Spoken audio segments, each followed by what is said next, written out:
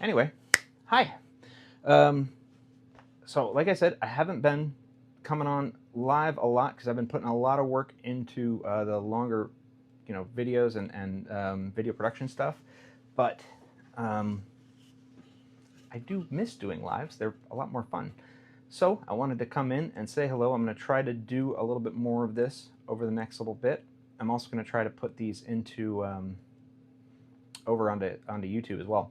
But I'm going to talk today about a couple of things going on. One is the new EO and some of the details related to that. This is assuming that I don't get sidetracked into a bunch of questions. Oh, and that reminds me that I'm also going to set a timer because those of you who have ever seen one of these before, I have a tendency to forget what's going on, and all of a sudden, it's been a really long time, and so setting my timer so I don't lose track of time, and all of a sudden it's tomorrow. But okay, I'm going to talk, like I said, a little bit about this. There's this new executive order that came out on Friday, and I happen to have a fair amount of kind of special. What's the word I'm looking for here? Background in exactly what this EO is related to. It is about kind of how the administration is going to start dealing with homelessness in the future, but what they're using as a tool is something that I have done as part of my job before, which is civil commitments. So I'm going to talk about that a little bit. And civil commitments are kind of a, hey, Brent, messy topic, and tend to bring out a lot of emotion, a lot of issues, and also a lot of constitutional law. So we're going to talk about that a little bit. I also got this great article that I kind of want to play with. Oh, somebody sent me corn. That's awesome. Thank you. And I kind of want to play with a little bit. I'm probably going to end up making a fuller video about it, but it's something that we've actually talked about on a number of occasions, which is about the independence of the Department of Justice and the Attorney General, and why it's so particularly important for people like that to be independent of the rest of the executive branch.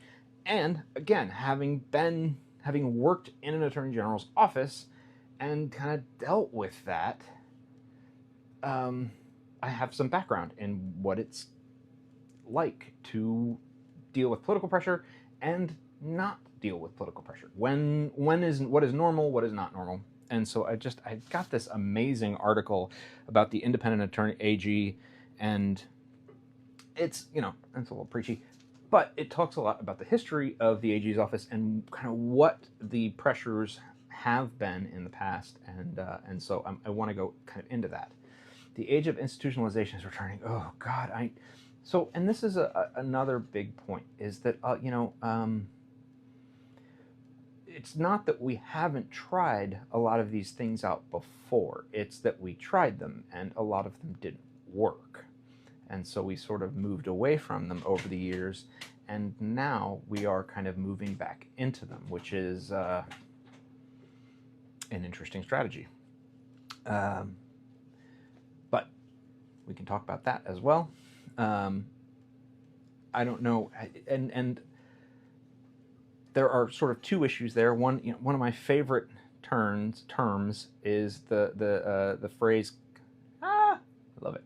The phrase common sense, which the problem with love me so much. That's awesome.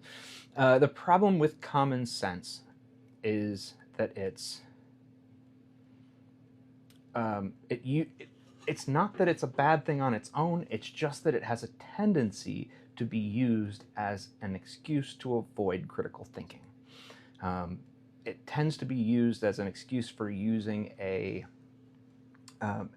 response that is easy and not well thought out, rather than one that is thought through critically and that has considered a lot, put a lot of thought into and considered all of the possible options. And yeah, on its face, it seems like common sense. But it's part of the reason that I feel like the phrase common sense is often sort of a bad word. I always feel ridiculous attacking the phrase common sense, because who attacks the phrase common sense? But common sense solutions tend to also be non-critical solutions that haven't been well thought through. And it's not that good common sense solutions can't be useful, it's just that they tend to not be as well thought through. And so I am always a little bit hesitant. And so this sort of movement that we're seeing here, and in this executive order, is a return to these very common sense solutions. But particularly in this case, they're ones that we have tried in the past. And so not only could we stop and think through what the potential outcomes would be, but we can actually look back and see what the outcomes were when we did them before.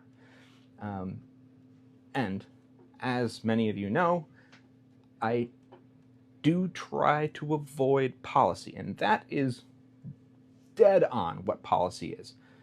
Looking at the benefits and the downsides of choosing one thing over the other. So, take that for what it's worth. I may be stepping in that a little bit today, because this particular issue is something that I've done a lot of work in. So for those of you who just walked in, what I'm talking about, there is this new executive order that came out, and it's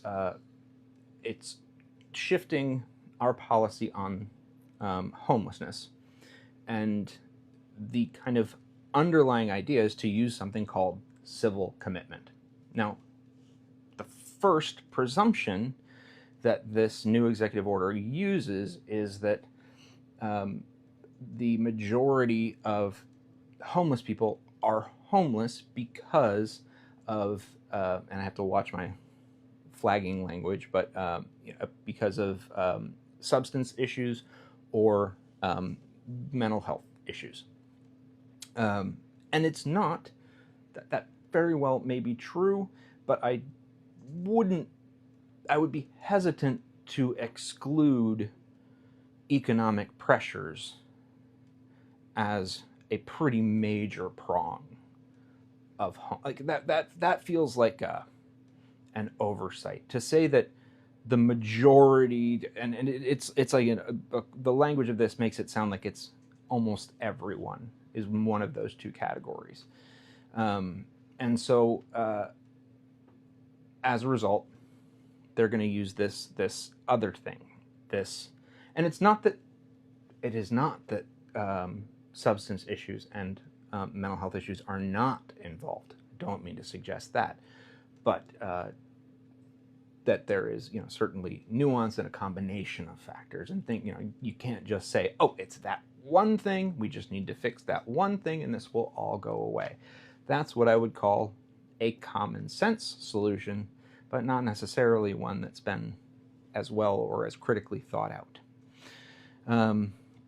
And so the other thing that's happening here is that they're using something called civil commitment. And civil commitment is something that I have done. It's been my job to do this before. And a civil commitment is essentially, it's a, and I can't think of a better word than incarceration. Incarceration is not the right word, but it is, constitutionally, it is a taking away of freedom. It is without consent. It is putting someone into custody, but under civil control, not criminal control. It is a legal process, yeah. But the big difference here is that it's because it's civil, and it's usually related to one of three factors. And I say usually because every state writes these themselves, but this is kind of the general idea. It's supposed to be either 1, they are a danger to themselves, 2, a danger to others, or 3, incapable of for some reason of providing care to themselves. And that third one is particularly a high burden usually. It's not, if they have family members who could help out or something like that, no. They are still able to take care of themselves. It's someone who there's absolutely no support for, and they are just absolutely unable to manage their own, usually medical care. And so this is often a medical situation, and once someone is in civil commitment, a physician is able to provide medical care without their consent. And that's a big deal. It's not the absolute only situation where that happens, but it is one of not many situations where that happens. And so civil commitment is not very freely given. Like I said, this, I've had to do this before. It was my job. Anyone in the jurisdiction where I worked, anyone who was going to be put under civil commitment, my job was to put them there. Now, most of the situations where this happened were either, because the two ways that this could happen where I was were either a 72-hour emergency, or it was kind of in 9-month cycles. And so there were about a few people who were on these longer ones. Hey, Spam on Maui, how you doing? Masubi. Or these short-term emergency ones. But even then, they were pretty rare, and even when they came up, we still didn't do them a lot of the time. There was one that I continued the hearing for 30 days, every 30 days for 7 months, because right before I can't go into the details actually because it's sealed, but it wasn't quite necessary, and so we didn't do it. This is a very tightly held standard, and we really don't like using it. So thanks, Chillin. It's good to see you. Now, what this executive order does is say that this is kind of going to be the new idea for dealing with homelessness, because the homeless, it says, are mostly addicts or mentally ill. And so the number one way to deal with them is to put them under civil commitment. And that is kind of directly what it says.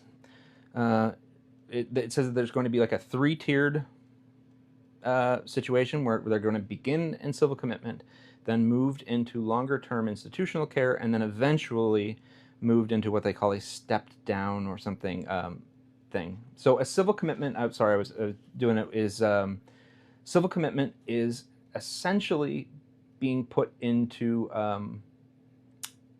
what did I say, unconsented medical care. I think that's probably the best phrase for it. And so this would be the number one step for dealing with homeless people, is to put them into forced medical care without their consent. And the way that they recommend doing this is to first, like a 72-hour hold, but long-term. Usually the way that these work is you can, as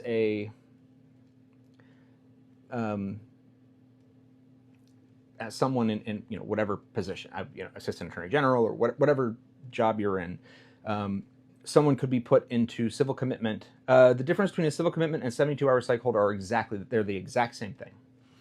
And usually the 72-hour one, again, they're going to be different in every jurisdiction, is usually allowed without court intervention. It's an emergency. And let me tell you, again, I have to be very careful with people's private medical information, but the few times that we did this was someone who was in very serious physical danger, who was very, very close to harming themselves, and I'm not even talking about someone on a bridge or anything like that. I'm talking about repeatedly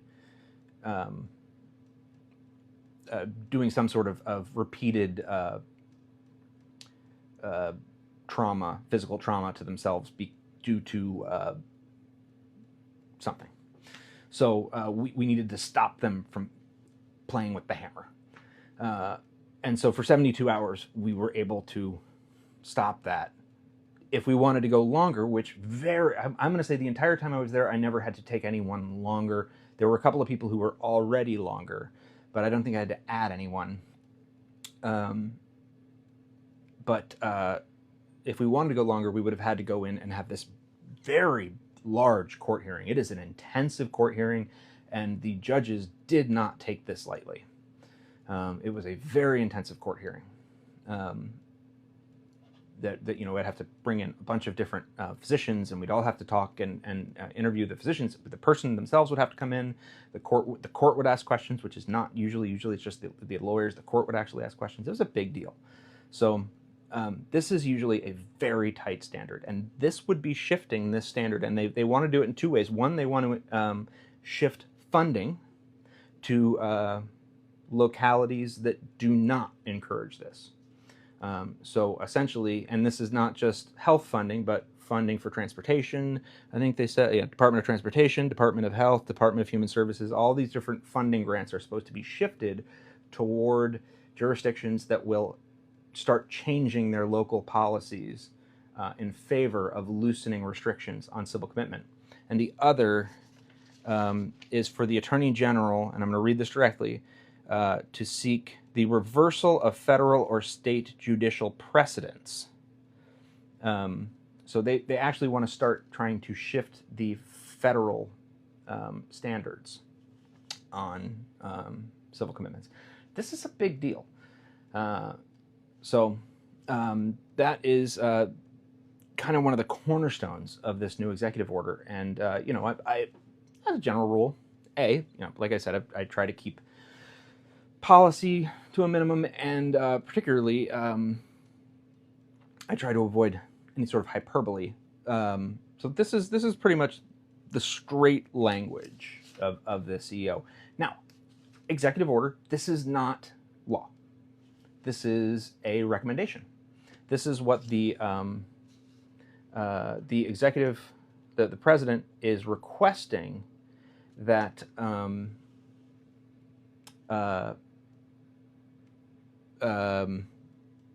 these secretaries do with policy moving forward.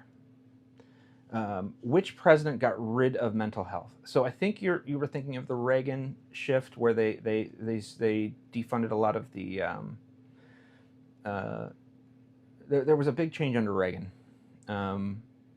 where a lot of the that was, I think that's what you're talking about. And I can't remember the specific, but I think that's what you're talking about. As far as by the way, somebody asked me about the CEO of an HR. I don't know. I don't know about that. That's gonna come down to whatever their contract said. How much is this going to change things? So it's gonna come down to how much changes. How much that was not an answer. How much these are recommendations to the secretaries and the Attorney General, but so the Attorney General has been asked to work on reversing federal judicial precedents. Will that work? I don't know. I would normally have said no, but there have been some shifts in this court, so maybe. As far as how much the secretaries are going to get away with, again, it's going to be, they do have some discretion over how their grants are used, and so that's going to be one thing. But the other thing is that a lot of this money has been cut. So how much they're going to have to play with is going to be significantly lowered as we get into this new budget where all this money has been cut. And would I take on the CEO of Coldplay? No, that's not really my area. Yeah, we'll see. I mean, I like to say that you know, I can tell you what the past says. I'm not so good at telling you what the future says. But so I can look at the past cases, and the general shift over the past 30, 40 years has been toward, protecting, Fourth Amendment. Oh, thank you. Fourth Amendment protection against people in exactly this situation, and boosting that. So, but this could be, that could change. What will happen to Ghislaine Maxwell?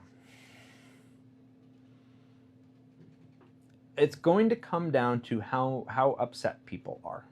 That's what a lot of this is going to come down to, and a lot of how successful, all of these questions are going to come down to how much political pressure is put out to stop these things. Thank you, Ocean Flow. If people put pressure, if people get upset and put pressure on their local representatives and their senators to change the direction of things, then it will make a difference. If they don't, if they're like, this is fine, then it will go through. It's the same thing about the pardon power is very strong. The power of the president to pardon is incredibly strong. What holds back the president from pardoning is the political blowback. And so that's going to really be the question. How much blowback is there going to be? How upset are people going to be? And so that's really what we need to see. Is pardon power good?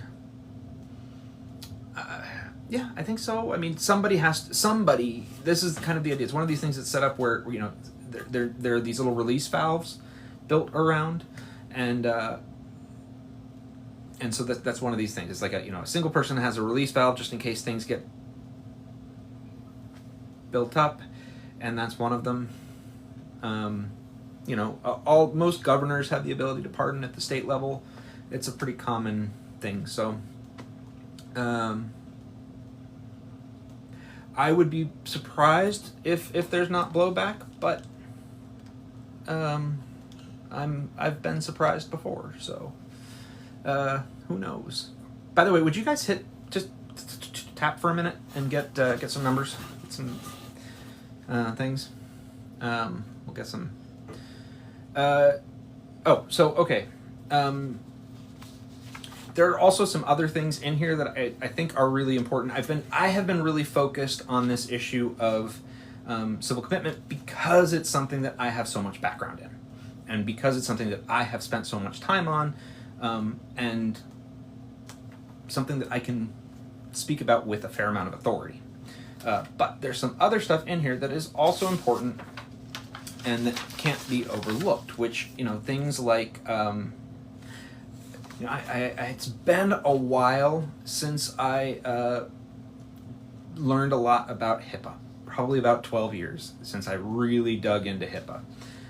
But there is they're pushing for a requirement here.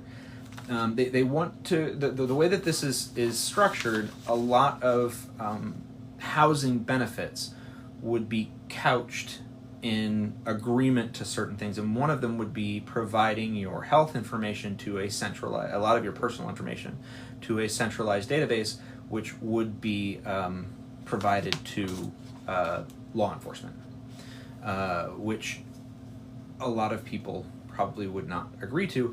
This is one of the problems, we've found in the past. This is one of these common sense things where we've found in the past that things that stand in the way of getting people into houses aren't a great idea. the first step should be get people into a house if they're willing, because some people are not willing. That is another thing. There are some people who are not willing. Sometimes a mental health issue, I don't know, but if they are willing, get them into some sort of stable living situation, because people thrive more a lot of the time there. And that's one of the things that we've shifted over the past 15, 20 years. This is sort of a move in the other direction, where instead of moving in that direction, they actually specifically say we're going to move away from housing first policies and instead qualify housing and make it competitive.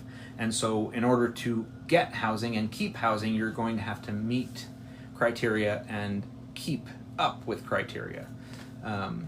And the problem is that when we take away housing, people tend to spiral downward.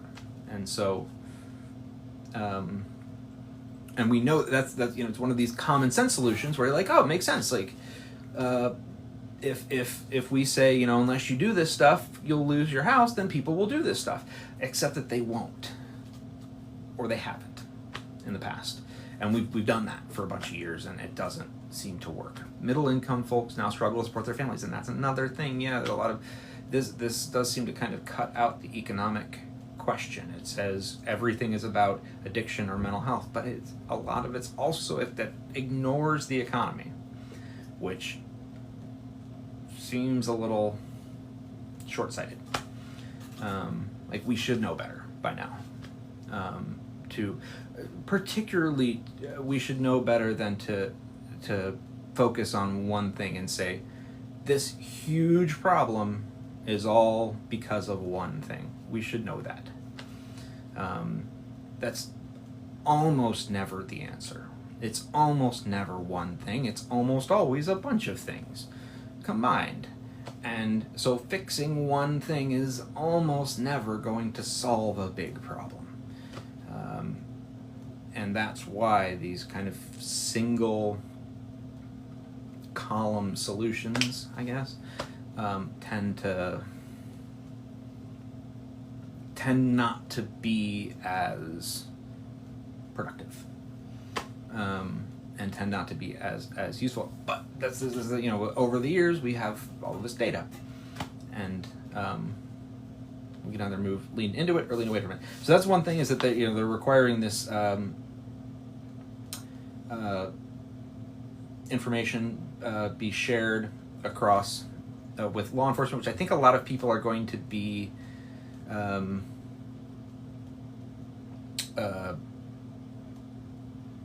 of,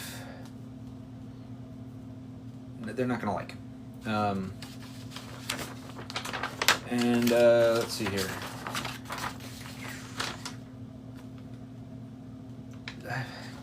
Guys, stop being gross, please. Don't be jerks in the comments. I don't have a way to block you right now, and I don't have time. But please don't. We don't like that around here. And so they're also requesting that we prioritize grants for jurisdictions that enforce prohibitions on open use and that sort of thing. Which, again. Oh, thanks, Joe. I'm glad. I haven't done them many in a while, and I'm trying to do more because I think they're great. It's just Supreme Court justice should have limited terms. False. And this is a long thing, but the general idea is that there's two reasons. One is the independence of the judiciary itself, which is that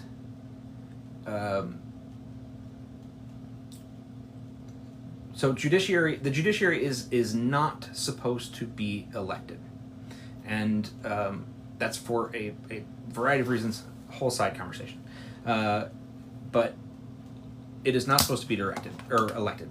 It's the only non-political branch of government. And the problem is that if you start putting a time limit on terms, which, by the way, constitutionally you can't anyway. It's right in the Constitution. Seriously, Andy, like, I don't know how to... there we go.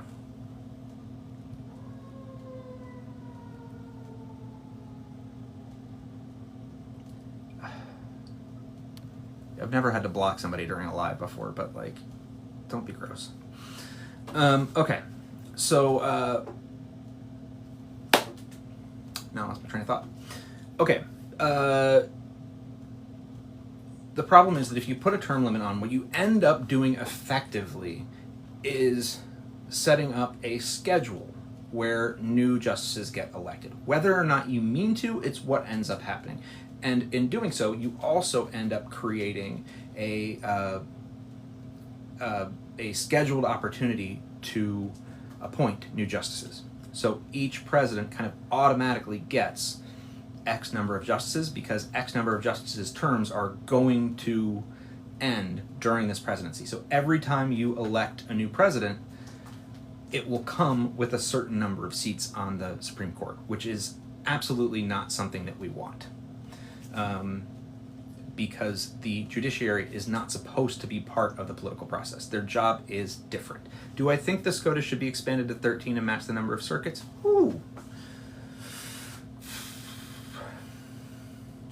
Never really thought of it that way, actually. I don't know. I don't know. I would need to put some more thought into that. I don't have a great answer off the top of my head, and I would really need to bounce that one around my head for a while before I came up with a really good answer to that one. So let me think about that one. So I agree with bringing more people in for. Thank you. I'm a big fan of the haircut myself. I'm a big fan of bringing more people to justice, but this is the reason that we have it set up this way is very specific. And so I do not believe in that. Plus, it is very much built into the Constitution. Hello, Marco. Yeah, for those of you who missed it, I had a really weird week where my one of my cars, not the Bug, but the bus. Supreme Court justices have no accountability or ethics. I'll come back to that in a second. I had two old Volkswagens, and one of them had a very serious fire. Like we're driving along, we pull into a parking garage, and all of a sudden there's a lot of smoke. We look back, there's fire. The whole thing's on fire. Grabbed a bunch of things, tried to put it out. It was really, really bad. It was terrifying. We had to run out. I may have broken something, actually, because my arm still really hurts. And I left my glasses in the bus. And so they burned to a crisp. And so I had to get new glasses. And since I was getting new glasses, and my roommate was like, "Do you want me to cut your hair? Because you've been waiting for it." And I was like, "All right." And so I got a haircut and new glasses. And it was supposed to be like a little trim, and then by the time he was done, it was like a whole new person. So that was it was a very crazy change in things. I don't disagree with an ethical ombudsman. There are ways to fire a Supreme Court justice via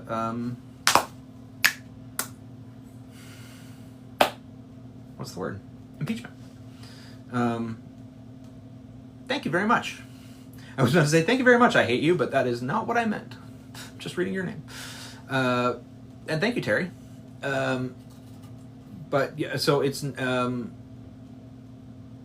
I do agree that ethical, but the reason that we don't do it is because the other branches of government are political and are held accountable for policy decisions, as in they make a decision between two options that are usually, almost always, both have good and bad outcomes.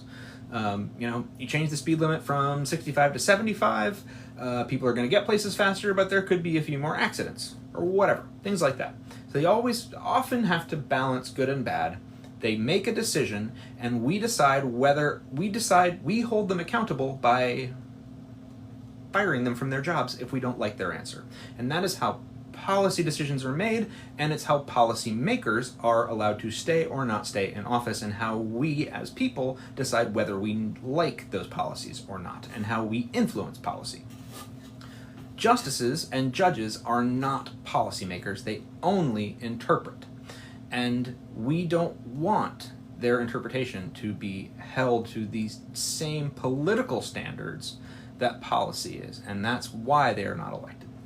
And it's one of those things that is way easier for me to explain in a 4-hour lecture with PowerPoints, but that's kind of the short answer. One overlooked case this term that deserves more attention. Ooh.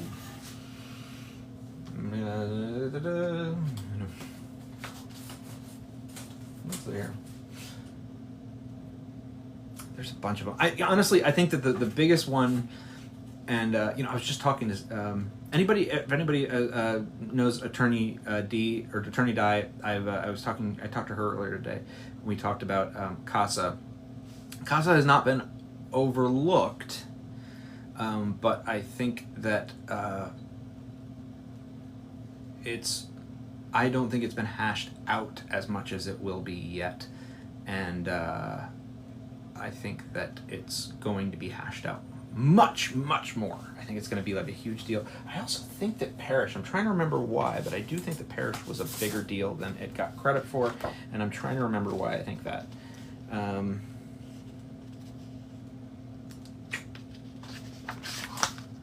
Yeah, I can't remember. Okay, yeah, sorry, too much going on. It's too hard to think at the same time. Do I subscribe to the idea of a social contract? I believe it factors into things. I don't think it's the only thing. Too many. Short answers to long questions are tough. Are we doing everything possible to end wealth inequality? Absolutely not. I believe, aren't we kind of doing the opposite? Best president of all time. I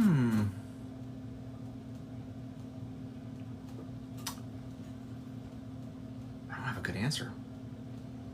I don't have an answer. I think that a lot of presidents work very hard to balance a lot of things, and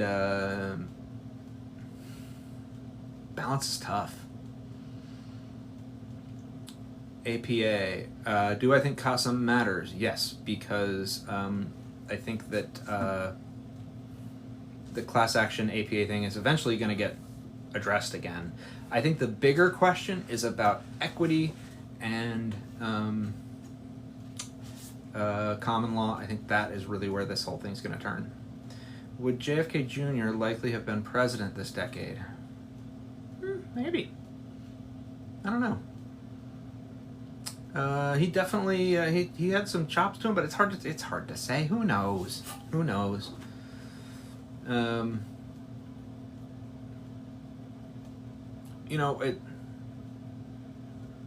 The one thing that I will say one of the reasons I think that we have so much trouble, there are so many people in this country. Why are we restricted to so few people who can run for president? And one of the big reasons is that in order to run for president, you have to be able to withstand this horrible level of I don't even want to call it scrutiny, because that's not really what it is. It's this, fewer people want to run for public office this day. I mean, it's never been pleasant, but particularly with social media and the reach of your private life today, it's very, very scary, and especially when, if you were a kid when doing stupid stuff, because kids do stupid stuff. That's what children and anybody under the age of 27 does. Stupid things. That's what we do when we are younger. We do stupid things. And if there were recording devices everywhere, not just recording things but broadcasting them forever, ugh. So what do you do? And so I think that the people who are able to run for office are the people who are trained from a young age that you may have to run for office someday, so watch it.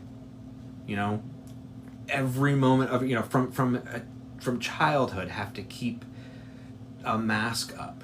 And so people like JFK Jr. probably would have been well trained to keep himself protected his whole life. And those are the only people left at the end of the race, who can run for office, because they're the only people who thought about that their entire lives. So it really does narrow the pool of who can run. Mandatory public service. I don't think mandatory much of anything is great. I think part of what we have here is a voluntary society, and I'm not thrilled. I don't think we're doing a great job as a society. The problem with a voluntary society is that people have to step up willingly, and I don't think we are. I did that video about civic virtue, and I think the problem is that we're required to do a certain level of things, but in a voluntary society, if we lived in certain societies, we would be required to do this much, because society is run on public participation, and everybody has to do this much in order for society to function. In our society, we keep it here, pay your taxes, whatever the absolute minimums are, and we rely on people to voluntarily make up the difference. And we're not doing it. So that's not great. So I'm hoping that narrative shifts a little bit, and it worries me that when the first response to my question of kind of what is your duty as what's your civic duty, was the pushback was, I have no civic duty. And I was like, okay, all right, you're right, it's not the mandatory, but what should you be doing?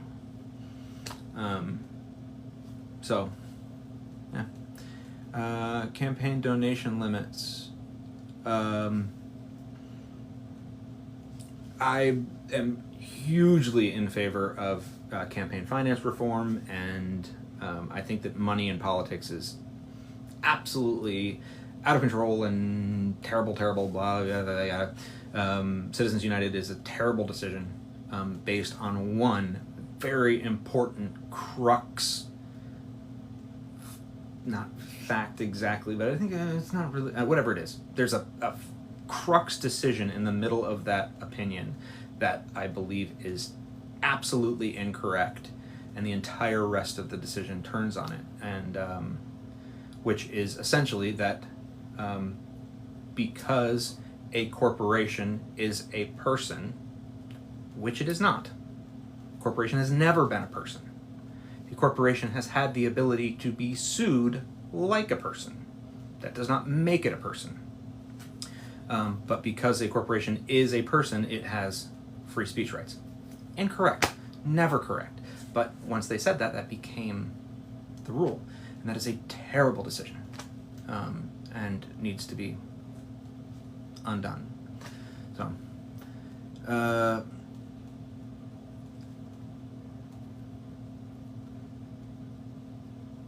why don't more Supreme Court justices have degrees from ordinary? I don't know.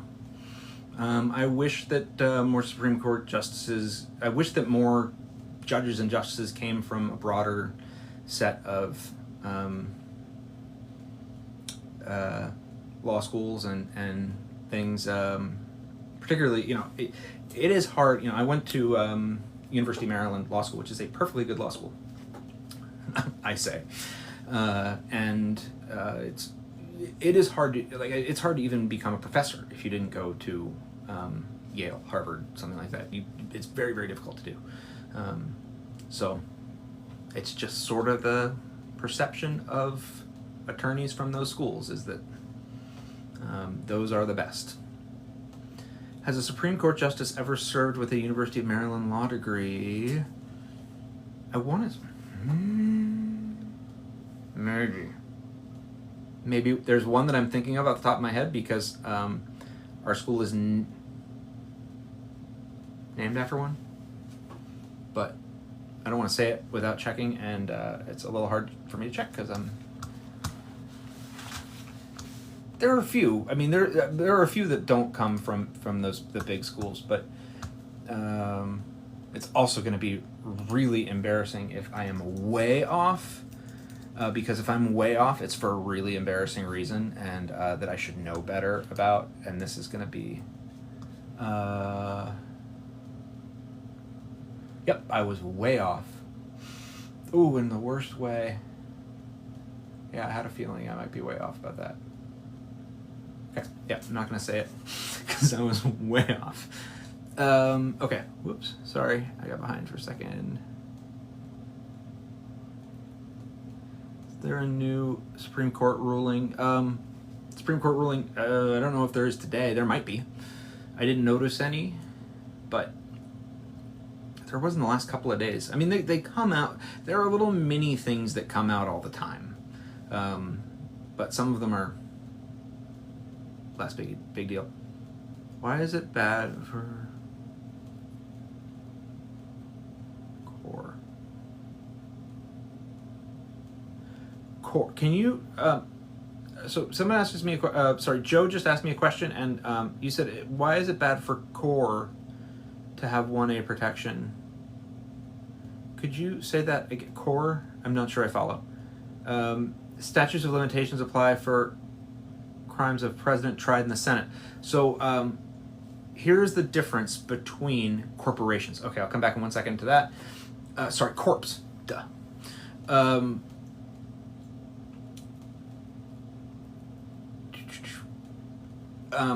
Even though an impeachment looks like a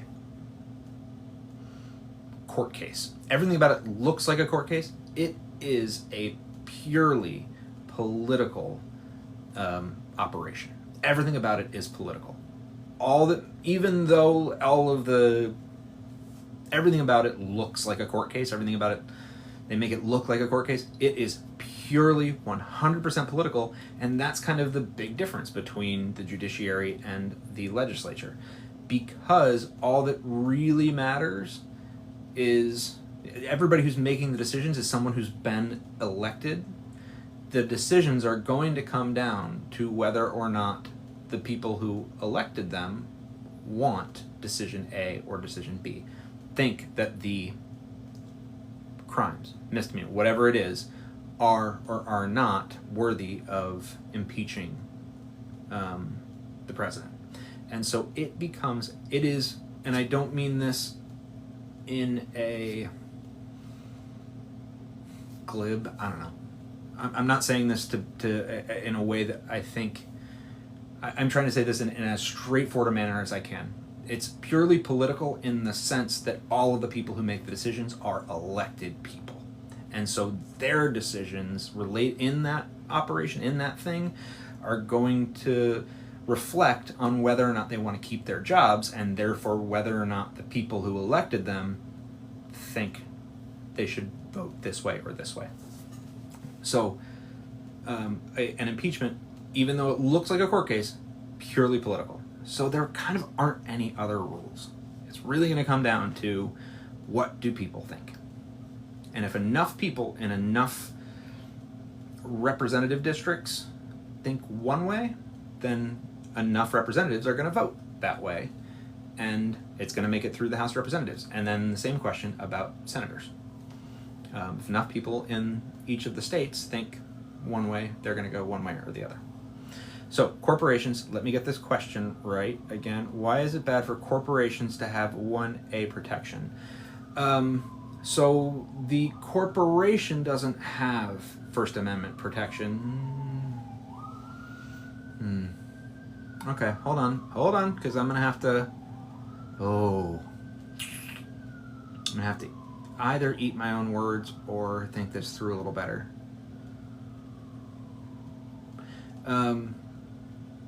We usually do think more specifically about the people involved having First Amendment protections rather than the corporation itself having First Amendment protections. But where does that get fuzzy? And I'll tell you, the place where that gets fuzzy is that people are restricted from donating money and corporations aren't, and that was sort of the problem. I think that's exactly where the problem lies, that the people were allowed to donate money here and they're allowed to donate money here. The corporation has different rules. And the corporation, whereas people make decisions based on their own personal interests, corporations always make decisions based on profit. So it's not about, they are making investments in politicians based on who will increase their profits, versus a person who is making investments in a politician who will protect their rights, vote for policies that they like, increase the speed limit on this highway so they can get to work faster, even though there's a possibility that there will be more car wrecks, whatever. But make the policy decisions that they like, as opposed to a corporation, because by law, the shareholder primacy doctrine, the only decisions allowed to be made by a corporation, especially particularly one that has, maybe only one that has shareholders, is decisions in favor of the share price of that corporation. So all decisions essentially must be made in favor of profit. All political speech, therefore, would have to be made in favor of profit of that corporation. So, and that's not being glib, that's just the law. Does a corporation have 2A rights? I have some really great follow-up. I don't have an answer, but I have some really great follow-up questions and some awesome AI art that I think people need to draw related to an answer to that question. I think that would be a lot of, anyway, I just have it at 7-Eleven with a tank on top. So okay, did I answer that question, Joe? Because it did take me a second. I had to think that one through. So please let me know if I brought that.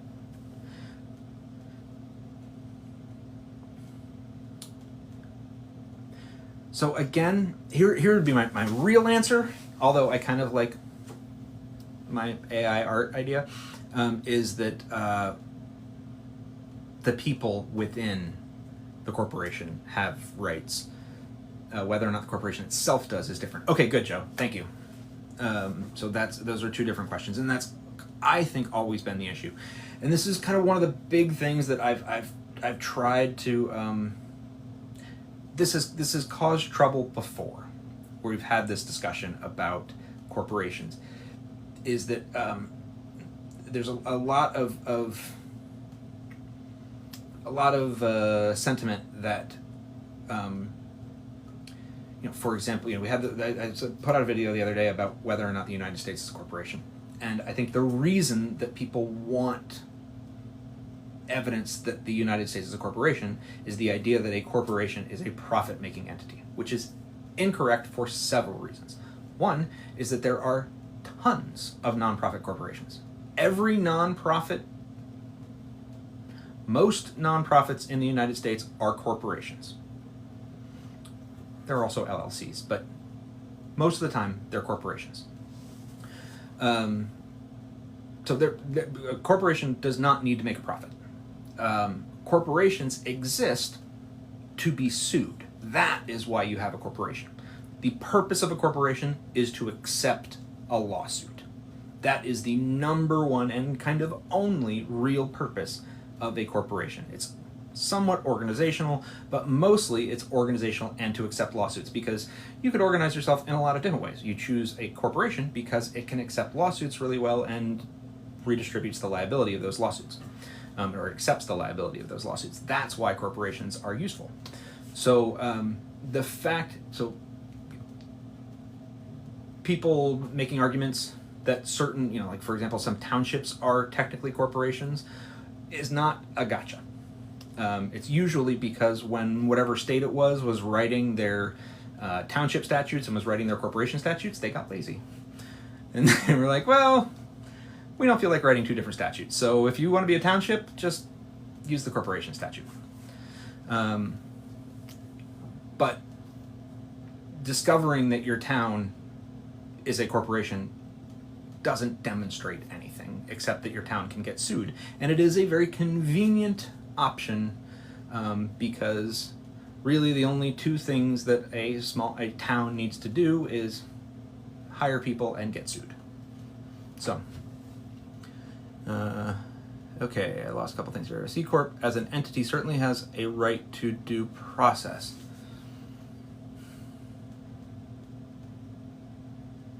I'd have to think about that one. Again, I wonder whether it independently has the right to due process or whether the people within it have the right to due process. But you might be right. I mean, this is the thing, is that I really do need to kind of walk this line a little bit and think this through a little bit more, but it's certainly not the traditional thinking. Usually the traditional thinking has always been that the rights of a corporation come from the people within it rather than from the corporation itself. Because corporation isn't, it's what we call a legal fiction. It's not really a person. We just pretend it's a person. Could the FCC have rules about hate speech and the internet? Could it? Yes, because it has in the past. Hate speech and the internet. Well, I mean, it did about it. The FCC had language about certain speech on TV, so I don't think it necessarily would because of the way we think today. I think that we sort of shifted the way that we think about certainly the internet and about how much we want to control speech, especially at the government level. But if you look back at, the Hays Codes and things from a long time ago, we did control things a lot more at one point, and speech a lot more at one point. And so could they do it? Maybe. And what would the political landscape look like if C Corps didn't have free speech rights? Well, I think that. Let me come back to that. Completely lawless, flip-flopping. That's the problem. Is that the logic is like, okay, but you know what? That is the best way to do this. If you stake a position and refuse to move from it without thinking about it critically, then you're not going to. You're right. The FCC doesn't really control the internet, but sorry. Then you're not really processing. Processing new information and thinking about things critically is the way that we come up with new ideas. So I think it's the best way to do it is to be willing to flip-flop and to think things through and not to die on a hill, as it were. CG Wait, you're right that the FCC doesn't control the internet. I was just kind of, but could it? I don't know. Maybe. I mean, if Congress rewrote things, it possibly could. But I don't think it ever would. I don't think that we would do things that way. And so let me get back again to Joe's question, sorry, which was political landscape without corporations having one A. So I think that, again, I have a real big issue with the shareholder primacy doctrine. It is unfortunately good law, well thought out, well logicked out. It's based in Dodge v. Ford Motor Company, which some of you have heard my diatribe on Dodge v. Ford Motor. But it is the, sorry, I gotta, it's kind of the underlying case law that runs that, that piece of law. And it requires any corporation to essentially maximize shareholder value at every turn. And, okay. And I think that part of the problem is that over time, over 100 years, which is about what we've had of that doctrine, it's unsustainable. You know, you can't keep rising and rising and rising and rising without ever restraining yourself. And I apologize, that is stop. Without eventually curbing in some way. Eventually, something will collapse. But I think that on top of that, giving those corporations unlimited access to our electoral system, which is essentially what Citizens United did, just hypercharged this problem and allowed it to kind of spin out of control. And so I think that a lot of electoral campaign finance change needs to happen. And one of the things that I've been doing, it's not here, no, is looking at, there's this great casebook that I have on the law of democracy, and I've done a couple little videos on it, but it is, law are so triggering, I know, oh, there it is, it's over there. And it's fascinating. So much great stuff about kind of the history of campaign finance law. And the reason that I haven't done a lot of videos on it is that so much of it isn't relevant anymore because of Citizens United. So it's history that's useful to understand, and I'm trying to figure out how much of it is worth, how much of it I need to teach to kind of get people to where we need to be to discuss this further. So will current administration be able to permanently change trajectory of our democracy? Hard to say. Can't read the future, but I think here is my I believe that learning is sort of the number one thing. That's why I'm doing what I'm doing right now. You know, I'm trying to teach as many things as I can, and share as much information as I can, because I think that the better that people understand what's really happening, the better people understand what is at stake, what is being challenged, and what the potential downsides could be, and how to stop things that need to be stopped. So that's what I'm doing, is trying to provide as much information as possible. So I think the answer is to learn as many things as you can. And fortunately, I'm learning a lot too, because I have to learn it to share it. Do I think Congress can make laws directly or indirectly limiting the Constitution, or does it have to be an amendment?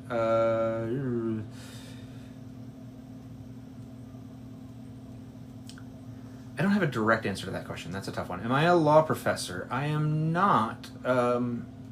So, Joe, the answer is this is what I'm doing right now. I was an attorney. I was assistant attorney general, chief of the civil division for American Samoa, and I came back here, and for right now, this seemed...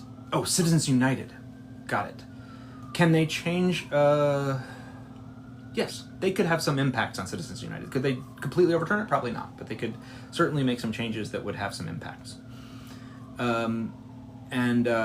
So this is what I'm doing right now. That's why I keep, if anybody's seen, and I keep asking, as annoying as this is, and it doesn't feel great as a lawyer, to keep asking people, hey, check my profile and ways of support. It's because this is what I'm trying to do with myself right now, is trying to teach here, because this was what I felt was the thing that needed to get done right now, was to teach people, and this was the way to do it. This was the best way to get access to as many people as possible, as quickly as possible. Might I someday stop and go become a law professor? Maybe. I would love that, but right now this seemed to be more important. Oh well, blah blah. Got it. Is that? Are you asking what type of law did I practice, or what type of law would I teach? I'll answer. I would probably teach con law. I love con law. I would also probably teach corporate and nonprofit law, because I also love those a lot. What type of law did I practice? So I've done a variety of different things. Contracts are really one of my strongest suits, and a little bit of tax. But as an assistant attorney general, which was my last job, you do a lot of different things, so many things, and so I have done so many different things. Okay, you do family. Oh well, blah blah does family law. Family law is probably, in my opinion, probably the toughest area of the law for several reasons, including the fact that it is one of the more complicated areas of the law. It is incredibly complex, and it kind of follows its own drum, and I have tried to understand it on a number of occasions, and as an AAG, I tried to, I had to step in a couple of times into family law sort of close stuff, and I was like, I can't understand a word of this. This doesn't make any sense to me. This is so complicated. So it is really hard, and that was the second thing I was about to say, is that at the stressed out clients, the amount of emotion involved in being a family law attorney is just so hard. Most lucrative for a firm probably would be contracts or corporate, or maybe even tax, which are things that I really like. But favorite legal case that I've studied. Well, I talk all the time about Dodge v. Ford Motor, mostly because it is a well-logicked case with terrible outcomes, and that. And I think it is something that everybody just needs to talk about all the time. An unethical opposing counsel, which that's always sort of a concern. Employment Division v. Smith, I don't know that one off the top of my head. I will also say similarly that employment law is tough because of the emotion. I had to do a lot of HR stuff as an AAG, and it is also very tough because of the emotion involved. It's not that I'm not, that I don't have emotions or access to emotions, but when I go into kind of law mode and I get really logical, everything is, I do have a little trouble kind of shifting back and forth between the emotion and the logic. And so it is really hard to do. What year of law school do students usually decide what type of law? I don't know. I think, I fell in love with corporate law in my second year, specifically because of the logic. It was just so much logic, and I don't think I even knew how much I loved the logic of, like, the kind of math style logic of anything, until I started studying the law and got to sort of start drawing things out on the whiteboard, and that's what I did. The reason I do that now is that I started doing that in law school. I've had this giant whiteboard for 12, 13 years, however long it's been, since I was a law student, and this is how I survived law school. Tort law is really cool. It's very complicated and it's very historical, which also makes it particularly fun. It's very rooted in its history. Every tort decision involves, usually when you open up a tort book, the first case in any chapter is going to be from sometime between the 1400s and the 1700s, which is just fun. It just makes it, just adds an extra spin to how you think about stuff, which is really cool. Deciding between trial and transactional practice, I think probably has to do with if you take, not everybody does take a class, but if you take a class, tort is tortured, I'll explain that in a second, a trial class of some sort, or do moot court or something like that and try it out, or if you take evidence, because that was actually what convinced me that I never wanted to do trial, and then I ended up being an AAG where I was constantly in trial. But it's evidence that is so difficult, because there are hundreds and hundreds of rules, and if you do not object with specificity immediately when a line is crossed, if somebody does something wrong and you don't say, I object for this reason immediately, then your chance to do so is lost. And so you have to keep all of these rules ready and ready to fire at just constantly. And I can't do it. It is so scary. Tort. So yes, tort it's a Latin word, but it does mean torture. It's pain. Is another way of thinking of it. A tort is getting essentially reimbursed for your damage that was caused by someone else when you were somehow caused some sort of pain. So that is where tort and torture do come from the same word. You go to law school in 2 months. The rule of law seems to matter little to many, even in government. What you will learn is that you are not correct. The rule of law is still very much alive and well, and politicians do something different. Policy is not law, and that is what I think you're going to discover, is that it's a different animal. So love your hair and miss your hair at the same time. Me too. Sometimes I still grab for it. Terry v. Ohio, and that's Terry v. Ohio was. I just read Terry v. Ohio. Why can't I think of what? You gotta remind me if you can think of it. Hey, Di, how's it going? Di. You just told me I could be the other one. I'm trying to remember, Lancelot. Can you remind me anything? Because it was either in defamation, Terry v. Ohio, or it's Crim Pro. I forget. 14th Amendment for everyone. Yes. Terry stops. Yeah, Crim Pro. Yeah. I cannot remember this. Okay, so it wasn't the one I was reading the other day. But by the way, guys, and this is information for Ben, who is going to start law school soon. The best crim law and criminal procedure study aid I ever found were old school, not the spin-offs, the original Law and Order.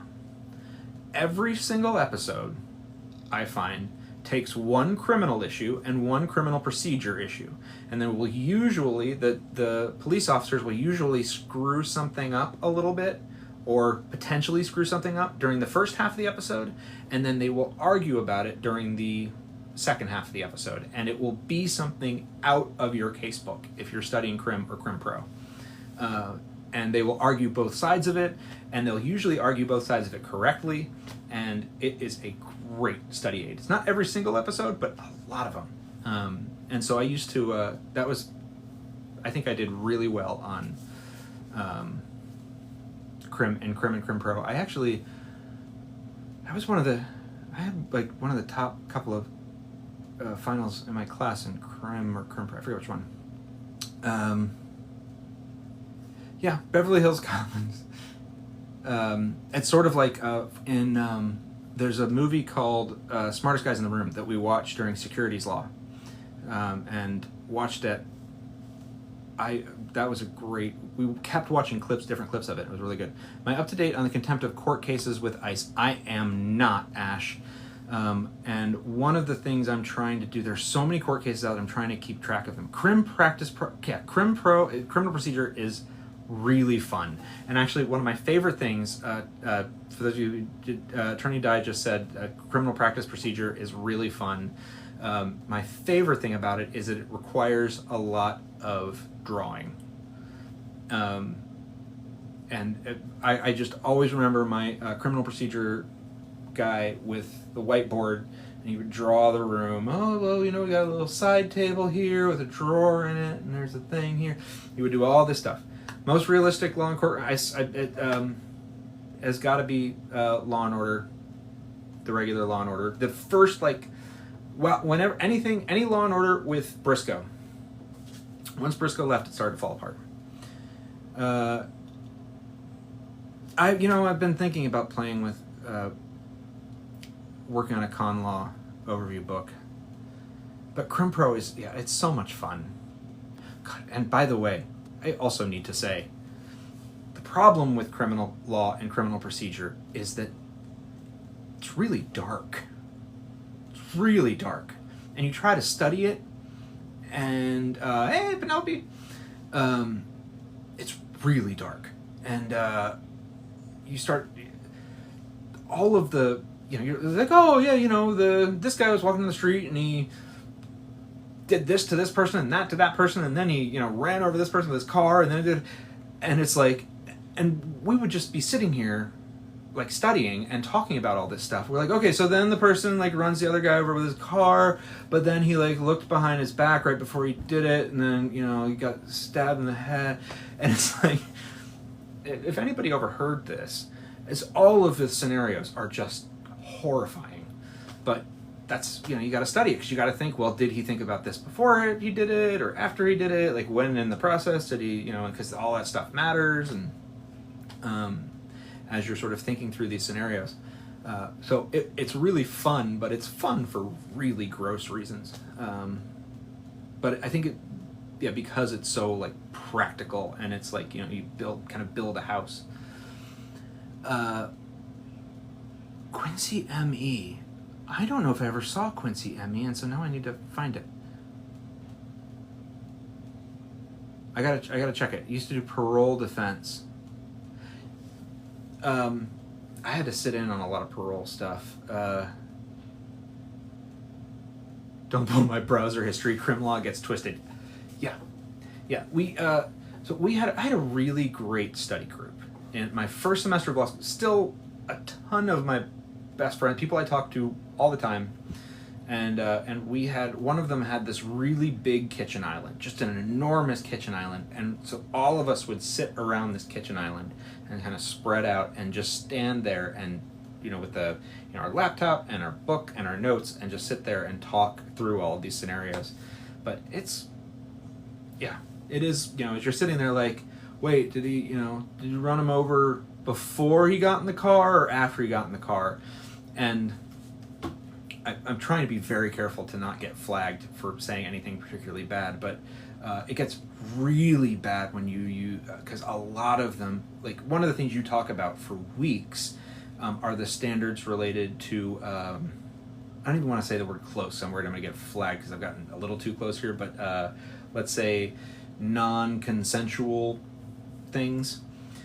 Because there's so many little tiny standards, like whether, when did you ask, when did, all of these little standards. And when you take an exam, you want to be able to say, well, applying the Tennessee standard, this would be the case. Applying the New York standard, this would be the case. It's how you get points on an exam. But having to sit there and talk about all that stuff, gets real grody. So yeah, Harvey Birdman, attorney at law. That is a great one.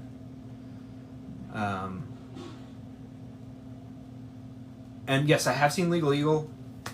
Great stuff. I think he lives somewhere close by, or operates somewhere close. He's here in town.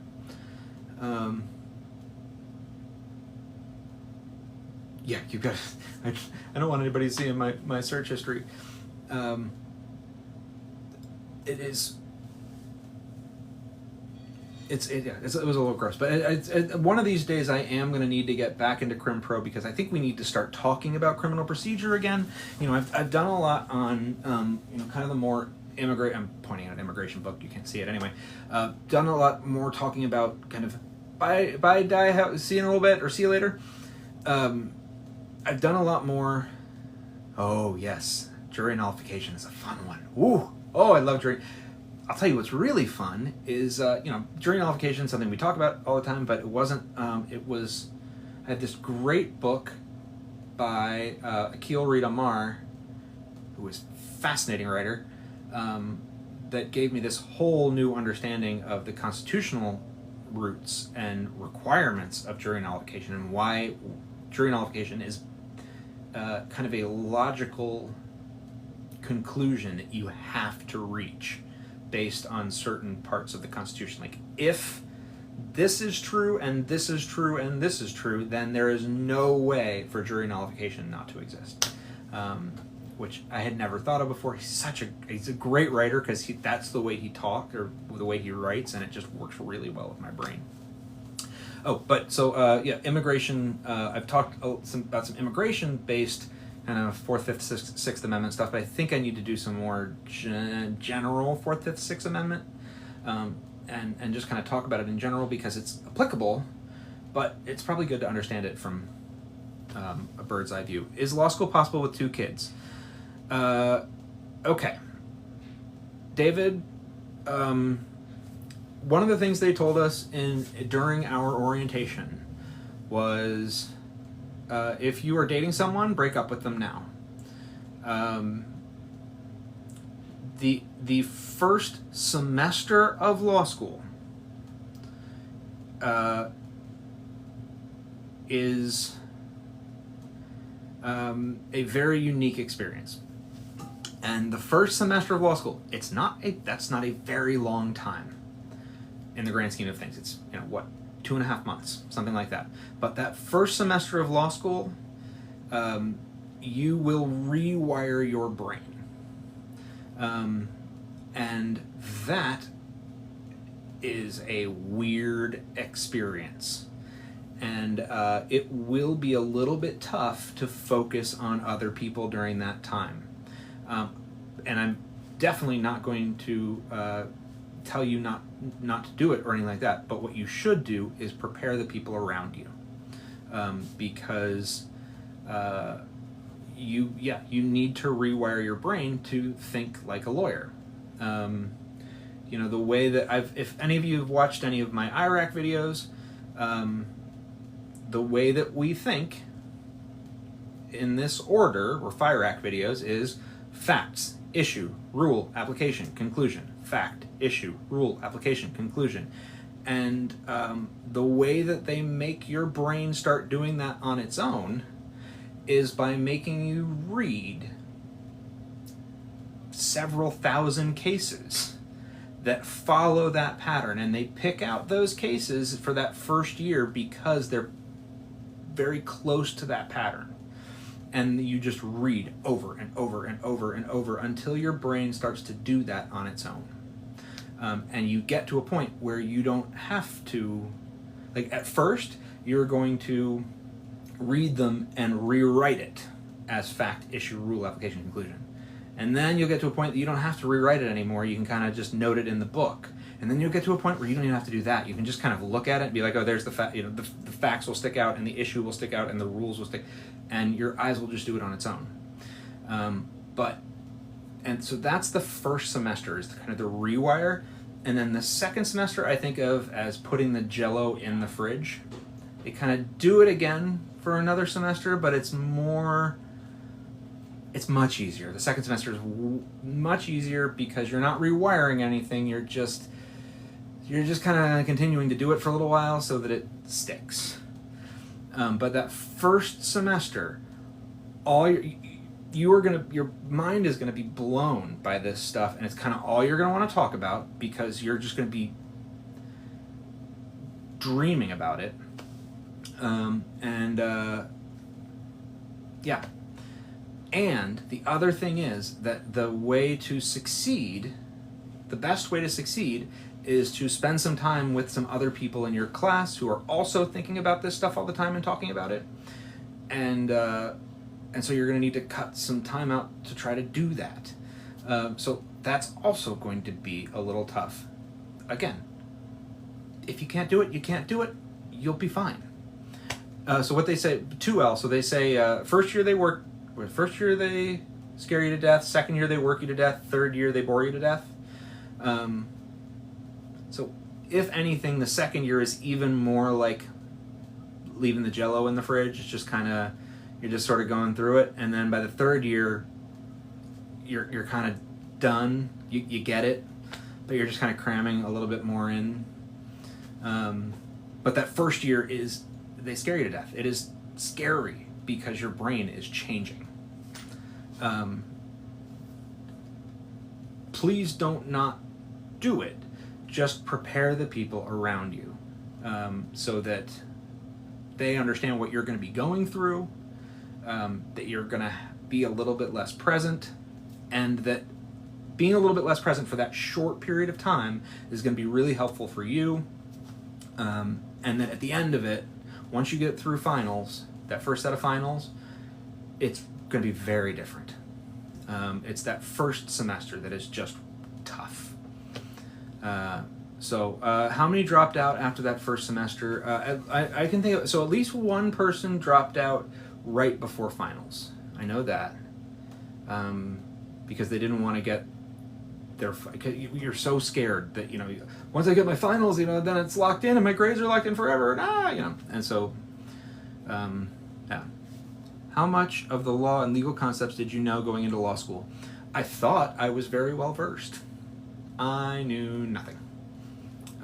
That's one of the things that kind of motivated me to do this series, is I remember 2 or 3 weeks into law school thinking, how do I not know any of this? And if everyone in the country knew what I've already, what I've learned in the last 2 or 3 weeks, things would operate completely different. And I was like, someday I've got to find a way to just start spreading some of this information. And then it took me 12 years to find a way to do it. Yeah, law school is not for everybody, and a lot of people don't. Even people that went through it do not like it. I happen to really like it, but I also, and I'm not sure I knew exactly what was going on while it was going on, but I was, it's when it was over, I think I was able to look back and be like, oh, that's what was happening during that time, and I was, yeah. Anyway. I also, by the way, went to a great law school. I went to a different law school my first year than I did my others.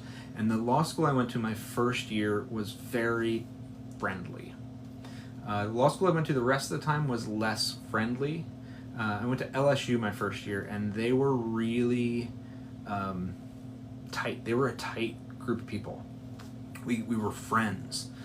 And that made it much more of a, we're all on this together kind of experience, which I'm glad I had. I don't know, it might have been the same at the other school and just didn't feel like it because I came in late. But it didn't, it felt a little bit less warm at Maryland than it did at LSU. And, we had the football games, and we had, it was very, very much kind of a collegial thing. I'm going to wrap up in a couple of minutes, but let's see here. school, nah, lowering grade, yeah. What was bar exam and prep like relative to a year in law school? I would say it was a different thing. So the people who are self-teaching themselves, okay, I can only speak for me. I don't think that, I think that the kind of rewire that I've described is so important to understanding how the law works, and I don't see another way of doing that. Law school isn't just about learning a bunch of things. It's about changing the way you think. And it's not just that the one thing where you read every day. It's also how they treat you in class.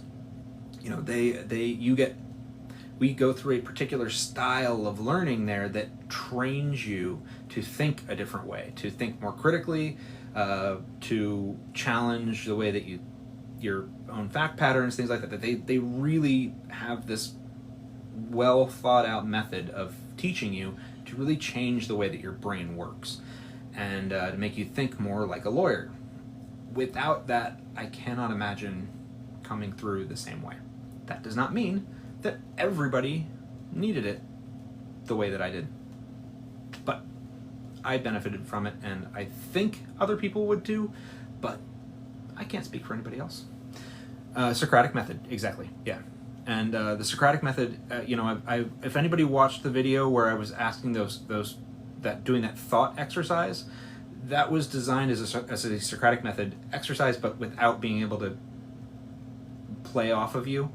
The idea is, though, to build up your expectation. You know, you ask somebody questions, get their factual response, and then challenge their factual response no matter what it is. So, what is your response to this?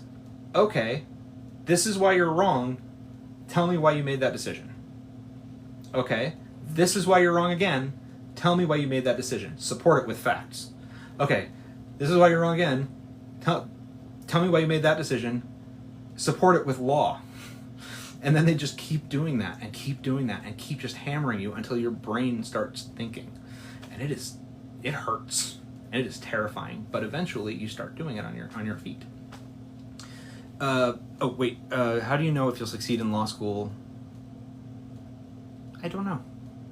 I was always told that the logic games and stuff weren't really that big of a deal, and I'm not sure that's true. I do think that you do have to kind of be able to process things in a logical manner, but I don't think anybody's unable to process things in a logical manner. I just think anything takes practice.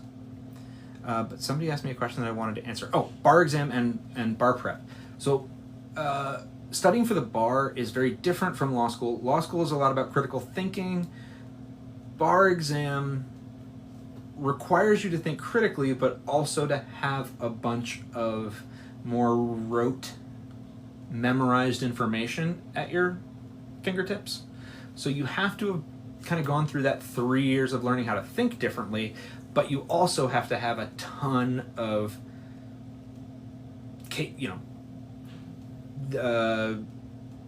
cases memorized and like tests memorized. Like if this question comes up, this is the 5-part test that you have to go through, and it's from this case, and these are and so you have to memorize all of these things. So there's a lot more memorization, whereas the law is a lot more, law school is a lot more about learning to process. The bar is a combination of taking that process and adding a lot of memorization to it. You spend a couple of months just hammering that stuff into your brain, and it's just sun up to sundown. And finding what works for you, because everybody's going to do it a little differently. But usually you pick a program. Like I did Barbary, which is like a structured 3-month program that you go through, where every day, you watch this video, you take these tests, you do this thing, and then you move on to the next day. But I usually had to augment it with my own things to make it work for me. And I get kind of a kick out of organizing things and weaving in a little bit of tech. And so I actually just found these the other day. I wanted the tech part, so I got these different colored index cards and started typing them up. This was my bar review. And so they were all color-coded and typed, which was an absolute waste of time, but it made it feel... The part where I was color-coding it and typing it into the computer was actually kind of a brain rest. I didn't really think of it that way, but it was. And so I had hundreds, thousands probably of these. Number 7, you take the... So I'm a little worried to say that what Temple God just said out loud, because I'm worried that it might grab the algorithm. But okay, guys, I'm actually going to wrap up because I've been in here for a while, and I said an hour, and of course I never stop at an hour. But thank you guys for coming in. I know that I'm going to do, I'm actually with, if anybody knows Attorney Di, we're going to do a combined live on Monday. And we're going to go through, thank you, David. Good luck. I think you'll be fine. And I hope I didn't scare you. I'm not trying to scare you, I'm trying to manage expectations. But we're going to go through a case. I forget which case. Not CASA. We talked about CASA. We're not going to do a CASA. We're doing, Wall Street Journal. We're going to do the Wall Street Journal case, and we're going to talk about defamation. So, and we've never done one together before, but I think it's going to be fun. So anyway, if you guys want, I think it's going to be noon my time, which I know isn't ideal, but I'm also going to try to start putting these things over on YouTube once they're done. If you guys want to see that, okay, good. Yes, have a plan. Yeah, and talk to people and just make sure they're prepared. It'll be here on TikTok, and then yeah, I'm trying to learn how to save these so I can put them over on my YouTube account after this. That Intel Guys videos, that name is really familiar, so maybe I will check it out if I haven't. But all right, thanks everybody, and I will hopefully talk to you all soon. All right, have a good night, have a good Saturday.